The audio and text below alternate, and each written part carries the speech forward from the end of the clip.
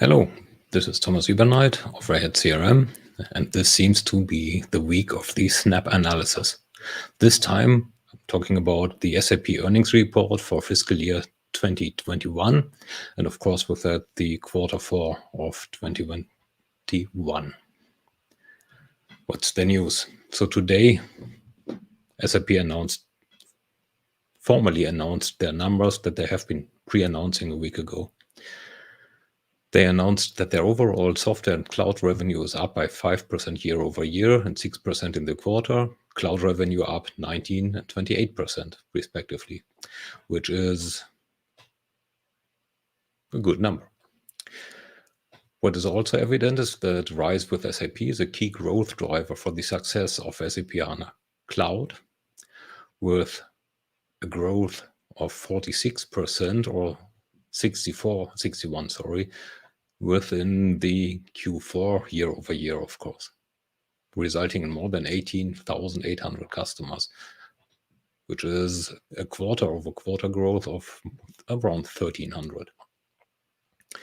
The current cloud backlog, which is an interesting number as well for an aspiring cloud company or every cloud company, is already about 98% of the overall fiscal year 21 cloud revenue. That should be kept in mind. Now, SAP expects for next year a growth of 23 to 26%, overall 4 to 6%, so about the same as now in the overall business, a bit increase in the cloud business, and a free cash flow, which is an important matrix for financial performance, of about 4.5 billion, which is the same as this year, and which they this year handsomely exceeded with a free cash flow of around 5 billion. Now, this is, as a side note, in all likelihood, the news that made the SAP stock tank by 8.5% after the announcement of the numbers. Well, right now, it recovered to about minus 5.5%. Still interesting perception in the market.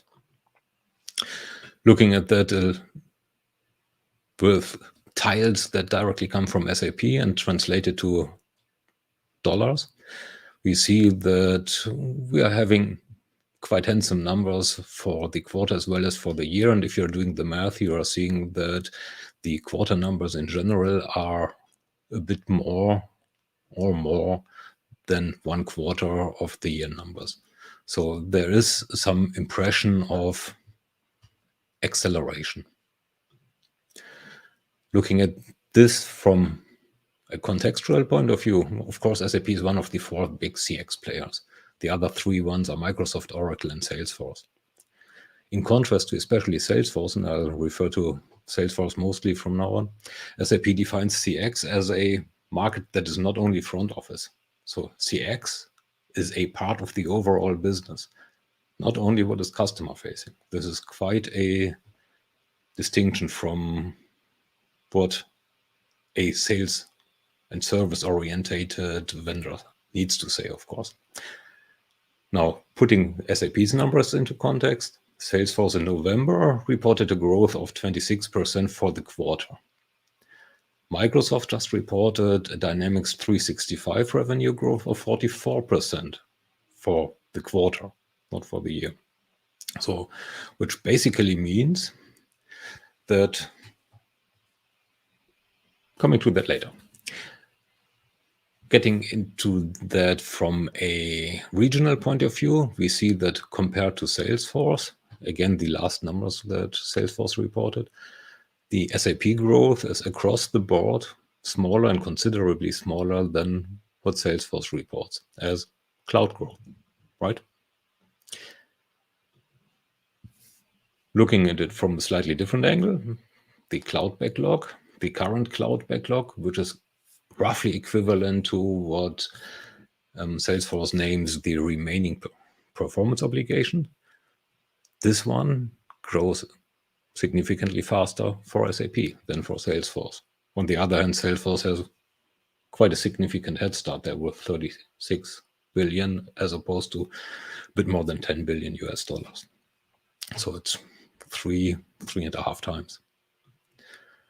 Also, the profitability. So what we do see here at SAP numbers, the IFRS and non-IFRS versus non-GAAP operating margins, which are not fully comparable, you see significantly different numbers. Also from the operating margin point of view, even if you're taking the same named one. So SAP is running at nearly 20%, whereas Salesforce is running at a razor-thin margin, which basically says they are running an Amazon kind of model, buying growth and once dominating by buying, not buying, but dominating also the margin. What does this all mean in summary? So, as I said, SAP's cloud revenue is still growing slower than the one of the main competitors, although Microsoft is on the smaller side. Now, looking at especially the fast growth of SAP S/4HANA Cloud, that means that the CX division growth in general is even slower than the average number, which was 28% for the quarter. Means there, SAP still needs to look out that the story that they are telling, which is CX is more than only front office. It's about the intelligent enterprise and it's about the intelligent network of enterprises, of which CX is a part. That in that story, the CX division of theirs doesn't get under the bus. I still too often hear that SAP is not seen as a CX vendor, which is, in my eyes, utterly wrong. But this basically says that the story needs to get intensified, sharpened in order to also maintain and increase the success of the CX division. On the more positive side, well, the S4HANA and S4HANA cloud revenues are growing. They are growing way faster than what Oracle Fusion and NetSuite ERP are delivering. It will be interesting to see what Oracle says once their numbers are due. And also, similar to Oracle this time, they are migrating their business from a more on-premises business to a more cloud business or to a cloud business. Similar to Oracle, just a little later, they managed to do that in a highly profitable manner. Actually, more profitable than Oracle seems to have done it. So they are still delivering quite some growth. And they are expecting, if you heard the webcast or the announcement itself, they are expecting to get back into two-digit growth numbers very soon, which is kind of amazing. Lastly, a word of caution.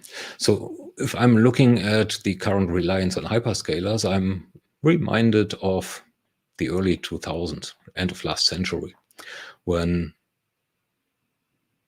the database underneath SAP systems was an Oracle database, which basically meant that they subsidized the competition.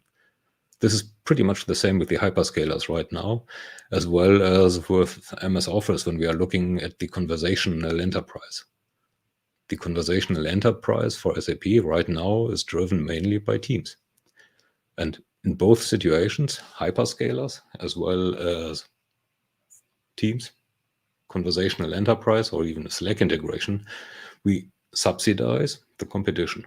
So this is something that, in my eyes, should be looked at very thoroughly and actively.